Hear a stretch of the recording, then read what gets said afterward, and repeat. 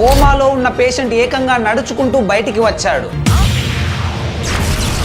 Recent గా మధ్యప్రదేశ్ కు చెందిన బంటి అనే వ్యక్తి ఒక గొడవలో గాయపడి దగ్గరలో ఉన్న ప్రైవేట్ హాస్పిటల్లో జాయిన్ అయ్యాడు. బంటిని అడ్మిట్ చేసుకున్న డాక్టర్లు తన స్పైనల్ కార్డ్ సివియర్ గా ఇంజూర్ అయ్యి కోమాలోకి వెళ్లాడు అని చెప్పారు. అర్జెంట్ గా ట్రీట్మెంట్ అందించాలి, దానికి ₹1,00,000 ఖర్చు అవుతుంది అని కుటుంబ సభ్యులకు తెలిపారు. దాంతో వాళ్ళు తమ ఫ్రెండ్స్ అండ్ రిలేటివ్స్ ని అడిగి డబ్బులు అరేంజ్ చేసుకున్నారు. కానీ ఆ తర్వాత వాళ్ళకు ఒక అన్ఎక్స్పెక్టెడ్ ట్విస్ట్ ఎదురైంది. ఐసీయూలో అన్కాన్షియస్ గా ఉండాల్సిన బంటి నడుచుకుంటూ బయటికి వచ్చాడు. ఐసీయూ నుంచి బయటికి వచ్చిన బంటి తనను 5 హాస్పిటల్ స్టాఫ్ మెంబర్స్ బలవంతంగా లోపల కట్టేశారని తెలిపాడు.